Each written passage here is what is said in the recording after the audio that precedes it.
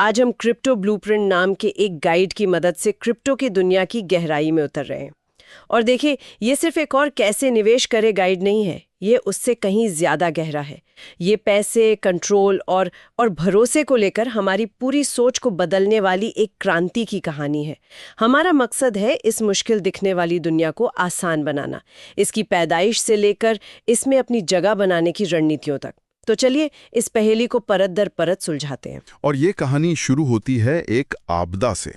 2008 का वैश्विक वित्तीय संकट, जब दुनिया के सबसे बड़े बैंक ताश के पत्तों की तरह ढह रहे थे और सरकारें जनता के पैसे से उन्हें बचाने में लगी थी। बिल्कुल। और उसी माहौल में इंटरनेट के किसी कोने से सातोशी नाकामोटो नाम के एक गुमनाम जीनियस ने एक दस्तावेज जारी किया, Bitcoin, a peer to peer electronic cash system. और फिर 3 जनवरी 2009 को पहला ब्लॉक, जिसे जेनेसिस ब्लॉक कहते हैं, वो माइन किया गया। और यहीं पर बात वाकई दिलचस्प हो जाती है। उस पहले ब्लॉक के अंदर एक छिपा हुआ संदेश था, है ना? बिल्कुल। वो कोई रहस्यमयी कोड नहीं था, बल्कि उस दिन के द टाइम्स अखबार की एक हेडलाइन थी, चांसलर बैंकों के लिए दूसरे बेलआउट के कगार पर। यह सिर्फ एक टाइम स्टैम्प नहीं था, ये एक घोषणा पत्र था। सातोशी दुनिया को बता रहे थे, तुम्हारा सिस्टम टूट चुका है, भ्रष्ट है, और ये उसका जवाब है। क्रिप्टो के डीएनए में आज भी वो बगावती और व्यवस्था विरोधी भावना बसी हुई है। ये सिर्फ टेक्नोलॉजी नहीं, एक विचारधारा है। तो ये विचारधारा जिस टेक्नोलॉजी पर बनी है, यानी ब्लॉकचेन, वो इतनी क्रांतिकारी क्यों थी? हम सुनते हैं डिजिटल बही खाता, पर इसका असली मतलब क्या है? इसे ऐसे समझिए, एक पारंपरिक बैंक का लेजर एक किले के अंदर रखी एक किताब की तरह है, जिसे सिर्फ बैंक देख और बदल सकता है। ब्लॉकचेन हजारों कंप्यूटरों पर फैली एक जादुई किताब की तरह है। हर कोई इसे देख सकता है, इसलिए ये पारदर्शी है। कोई भी एक तरफा इसे बदल नहीं सकता, इसलिए ये सुरक्षित है। और सबसे बड़ी बात, इसे चलाने के लिए किसी एक बॉस या बैंक की जरूरत नहीं है।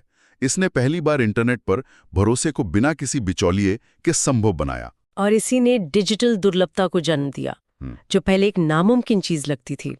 मतलब कोई भी चीज जो डिजिटल हो, उसे तो कॉपी पेस्ट किया जा सकता था, लेकिन बिटकॉइन के साथ ऐसा नहीं है। इसीलिए तो इसे डिजिटल गोल्ड कहा जाता है। ये एक ऐसा पैसा है जिसे कोई सरकार अपनी मर्जी से छापकर उसकी कीमत कम नहीं कर सकती है। ये कंट्रोल वापस लोगों के हाथों में देने की एक कोशिश थी। लेकिन यहीं पर क्रिप्टो की सबसे बड़ी पहेली सामने आती है, जिसे इथेरियम के संस्थापक विटालिक ब्यूटेरिन ने ब्लॉकचेन ट्राइलेमा का नाम दिया। ऐसा लगता है कि आप सब कुछ एक साथ नहीं पा सकते। हाँ, ये इस स्पेस की सबसे बड़ी इंजीनियरिंग चुनौती है। आप एक ही समय में 3 चीजें पूरी तरह से हासिल नहीं कर सकते। डिसेंट्रलाइजेशन, यानी कोई एक बॉस ना हो, स्केलेबिलिटी, यानी स्पीड और बहुत सारे ट्रांजैक्शन संभालने की क्षमता, और सिक्योरिटी, यानी नेटवर्क की सुरक्षा। कोई ना कोई समझौता तो करना ही पड़ता है। बिल्कुल, आपको इनमें से किसी एक पर तो थोड़ा समझौता करना ही पड़ता है। तो इथेरियम और सोलाना जैसे प्रोजेक्ट्स इसी पहेली को अलग-अलग तरीके से सुलझाने की कोशिश कर रहे हैं। बिल्कुल। इथेरियम डिसेंट्रलाइजेशन और सिक्योरिटी को अपनी पहली प्राथमिकता मानता है। वे कहते हैं कि अगर सिस्टम केंद्रीकृत या असुरक्षित हो गया तो इसका कोई मतलब ही नहीं रह जाएगा। लेकिन इसकी कीमत उन्हें कभी-कभी स्पीड और ज्यादा फीस के रूप में चुकानी पड़ती है। वहीं सोलाना कहता है, अगर इसे करोड़ों लोग इस्तेमाल नहीं कर सकते तो इसका क्या फायदा। इसलिए वो स्पीड और स्केलेबिलिटी पर जोर देता है, जिसके लिए उसे डिसेंट्रलाइजेशन से थोड़ा समझौता करना पड़ता है। तो क्या इसका कोई हल नहीं है? क्या ये टेक्नोलॉजी की एक बुनियादी सीमा है? ये एक बेहतरीन सवाल है। कुछ साल पहले तक ऐसा ही लगता था, लेकिन अब इसका जवाब लेयर 2 सॉल्यूशंस के रूप में आ रहा है, जैसे आर्बिट्रम या ऑप्टिमिज्म। इन्हें ऐसे समझिए कि इथेरियम एक बहुत ही सुरक्षित लेकिन भीड़-भाड़ वाला मेन हाईवे है। लेयर 2 इस हाईवे के ऊपर बना एक एक्सप्रेसवे है। आप अपने ट्रांजैक्शन उस एक्सप्रेसवे पर तेजी से और सस्ते में करते हैं, और फिर उन सभी ट्रांजैक्शन का एक बंडल बनाकर मेन हाईवे पर सुरक्षित रूप से दर्ज कर दिया जाता है। ये ट्राइलेमा को हल करने के बजाय उसके आसपास काम करने का एक बहुत ही स्मार्ट तरीका है। ठीक है, तो हमने इसकी बुनियाद समझ ली। 2008 में समस्या कंट्रोल की थी। लोगों का अपने पैसे पर कंट्रोल नहीं था। ब्लॉकचेन ने उस कंट्रोल को वापस देने का वादा किया, लेकिन ये वादा तभी सच होता है जब आप अपनी कीज यानी चाबियां खुद संभालते हैं। और यहीं पर वॉलेट्स की कहानी शुरू होती है।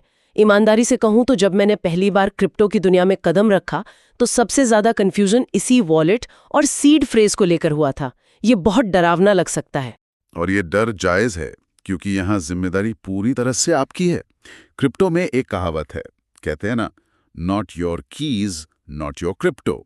इसका सीधा मतलब है कि अगर आपके क्रिप्टो एसेट्स की प्राइवेट कीज आपके पास नहीं है, तो वो क्रिप्टो असल में आपका नहीं है। आप बस उसे इस्तेमाल करने की इजाजत मांग रहे हैं। आपका वॉलेट सिर्फ पैसे रखने की जगह नहीं है। ये इस नई डिजिटल दुनिया में आपका पासपोर्ट, आपकी पहचान और आपकी तिजोरी है, सब कुछ एक साथ। और ये वॉलेट मोटे तौर पर 2 तरह के होते हैं, हॉट और कोल्ड। हाँ, हॉट वॉलेट जैसे मेटामास्क आपके फ़ोन या ब्राउज़र में रहते हैं और इंटरनेट से जुड़े होते हैं। ये रोज़मर्रा के लेन देन के लिए सुविधाजनक है, जैसे आप अपनी जेब में पर्स रखते हैं। कोल्ड वॉलेट्स जैसे लेजर या ट्रेजर एक USB ड्राइव जैसी ऑफलाइन डिवाइस होती है।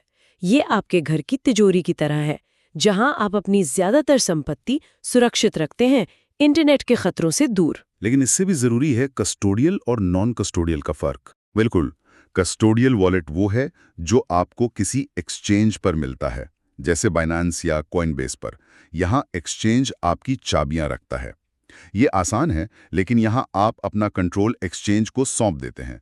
अगर एक्सचेंज डूब गया, जैसा कि FTX के साथ हुआ, तो आपका पैसा भी डूब सकता है। नॉन कस्टोडियल वॉलेट्स में चाबियों का पूरा कंट्रोल आपके पास होता है, और यहीं पर सीड फ्रेज की भूमिका सबसे अहम हो जाती है। वो 12 या 24 शब्दों का समूह जो आपको वॉलेट बनाते समय मिलता है। लोग कहते हैं कि इसे अपनी जान से ज्यादा संभाल कर रखना चाहिए।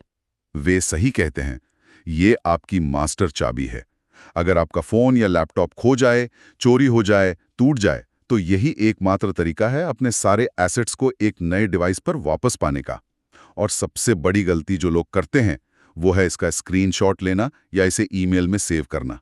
इसे कभी भी किसी भी हालत में डिजिटल रूप से स्टोर ना करें। इसे कागज पर लिखें या स्टील प्लेट पर खोदें और 2-3 सुरक्षित स्थानों पर छिपा दें। इसे खोने का मतलब है सब कुछ खो देना। हमेशा के लिए। इसकी कोई रिकवरी नहीं हो सकती। एक बहुत मशहूर कहानी है एक व्यक्ति की जिसने 2013 में अपनी एक पुरानी हार्ड ड्राइव फेंक दी थी, जिसमें 7,500 बिटकॉइन थे।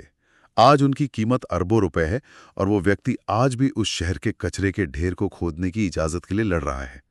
ये कड़वा सबक है कि इस दुनिया में अंडू बटन नहीं होता।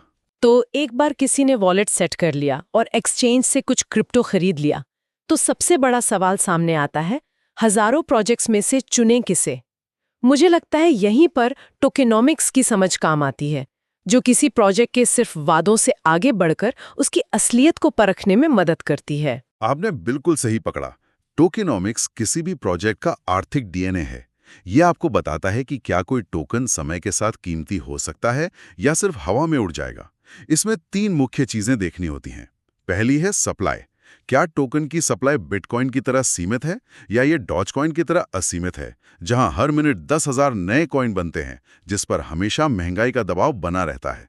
दूसरी चीज होगी यूटिलिटी, यानी टोकन का असली इस्तेमाल क्या है।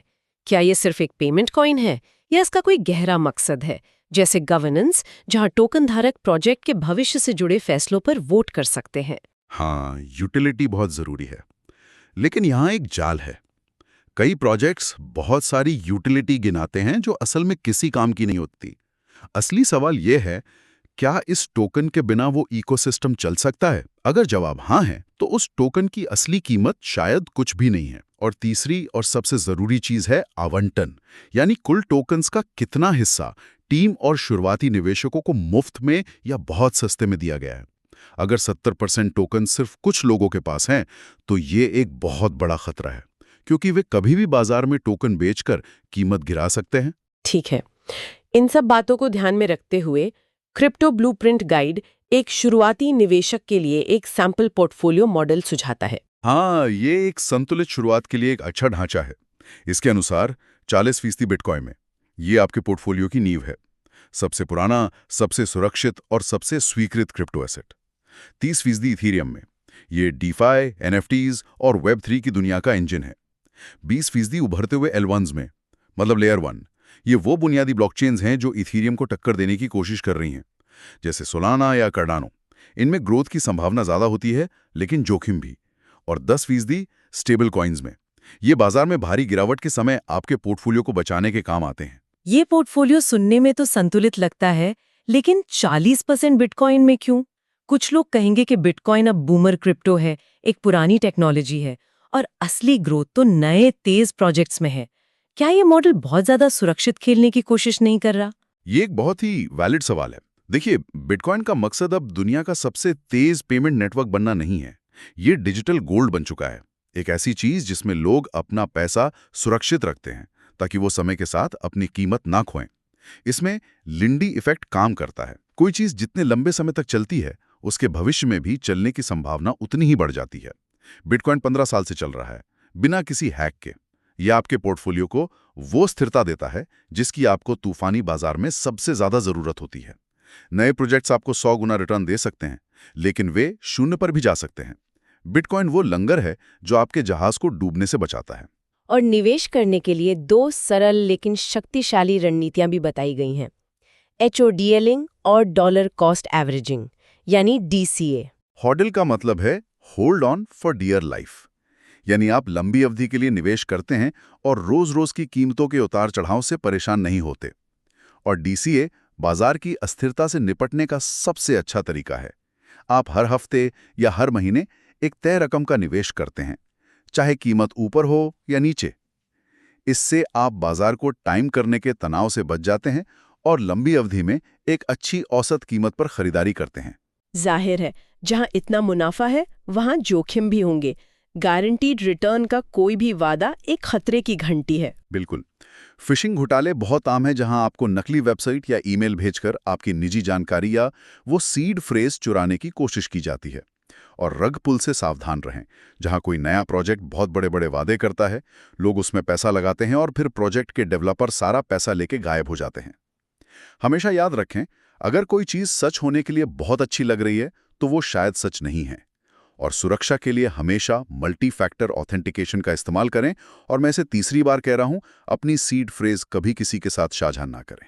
ये तो साफ है कि अब ये दुनिया सिर्फ बिटकॉइन से बहुत आगे निकल चुकी है। अब हमारे पास DeFi है, यानी विकेंद्रीकृत वित्त, जो बिना बैंक के बैंकिंग सेवाएं देने का वादा करता है। NFTs हैं, जो कला से लेकर रियल एस्टेट तक किसी भी चीज के डिजिटल मालिकाना हक को साबित करते हैं। और Web3 की बड़ी अवधारणा है एक ऐसा इंटरनेट बनाने की जिसका कंट्रोल कुछ बड़ी कंपनियों के हाथ में ना होकर खुद यूजर्स के हाथ में हो। और 2025 तक के आंकड़े इस क्रांति के पैमाने को दिखाते हैं। क्रिप्टो का कुल बाजार पूंजीकरण $3 ट्रिलियन को पार कर चुका है और दुनिया भर में 450 मिलियन से ज्यादा लोग इसे अपना चुके हैं। और भारत इसमें एक बहुत बड़ा खिलाड़ी बनकर उभरा है। यहाँ 120 मिलियन से ज्यादा उपयोगकर्ता है। और जो बात मुझे सबसे ज्यादा हैरान करती है वो ये है कि इनमें से एक बड़ी संख्या छोटे और मझोले शहरों से है। ये दिखाता है कि ये अब सिर्फ दिल्ली मुंबई के तकनीकी विशेषज्ञों का खेल नहीं रहा, ये पूरे देश में फैल चुका है। ये एक जमीनी स्तर का आंदोलन बन गया है। लोग पारंपरिक वित्त की सीमाओं को देख रहे हैं और एक विकल्प की तलाश में हैं। तो हमने क्रिप्टो ब्लूप्रिंट गाइड के जरिए एक लंबा सफर तय किया। 2008 के वित्तीय संकट की राख से जन्मी एक क्रांतिकारी सोच से लेकर एक वैश्विक खरबों डॉलर की अर्थव्यवस्था तक। ये सिर्फ एक टेक्नोलॉजी नहीं है, ये हमें मूल्य, स्वामित्व और सबसे बढ़कर कंट्रोल के बारे में सोचने का एक बिल्कुल नया तरीका सिखा रही है। और ये चर्चा यहाँ खत्म नहीं होती।